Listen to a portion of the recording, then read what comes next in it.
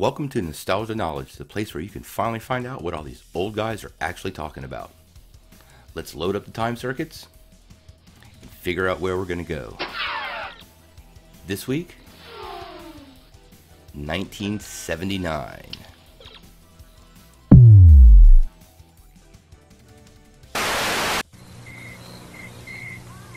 Out here we entertain ourselves at home, so we got an Atari video game. There's so many... The early era of home video games were quaint. The graphics were basic and simple, and as far as star power goes, there was none. Never mind the iconic heroes, this was the time before Pacman or even Donkey Kong. For a kid of the 70s, the only way you could be your hero was to own the appropriate mego figure and have some imagination.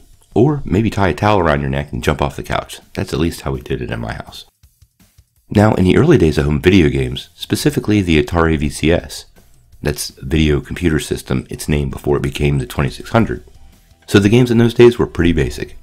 There was no mega franchises driving fans to the store to grab their favorite games. Games like Combat, Atari Football, or Adventure, a classic favorite, were all fun but generic in their own sort of way. But in 1979, Atari released the first superhero video game ever, and the kingdom of geekdom was never the same. Superman, the game, was born.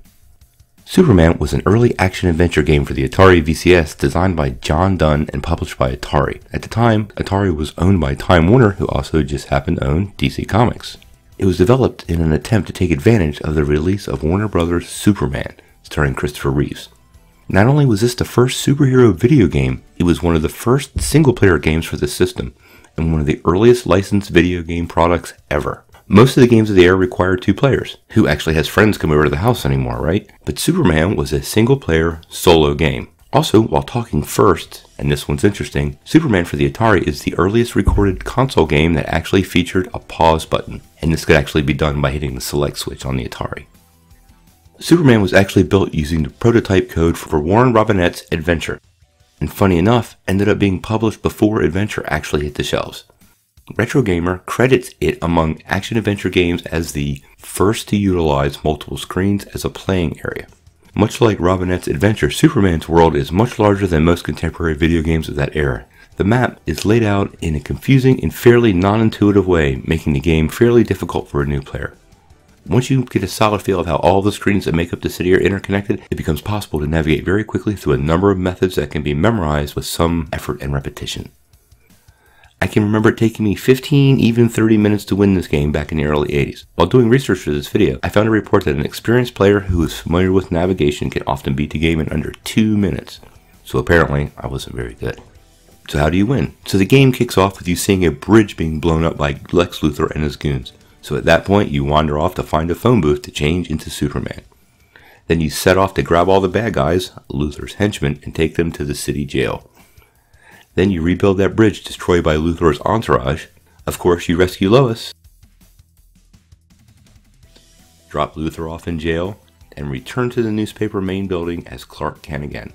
All of this as quick as possible, and all while watching out for the various kryptonite traps that are laying in wait for the Man of Steel. Now, for modern gamers used to complicated storylines of today's high-tech video games, it may sound archaic and retro, because it is.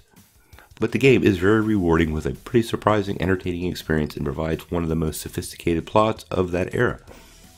Now, if you really want to play the game, you can go to 2600online.com and they actually have Superman there for you to play. It's all in Java, so you have to enable that on your browser, but if you want the full experience of the game, I have to recommend it. Back in the 70s and 80s, we didn't have many chances to be superheroes in video games, and the Atari Superman was the first. It's a memorable game, it had solid play and replay value.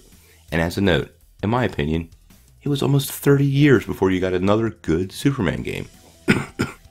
Nintendo 64 Superman, anyone? If you like this video, press like below, click subscribe, and if you don't ring that bell, you won't get any updates. Peace.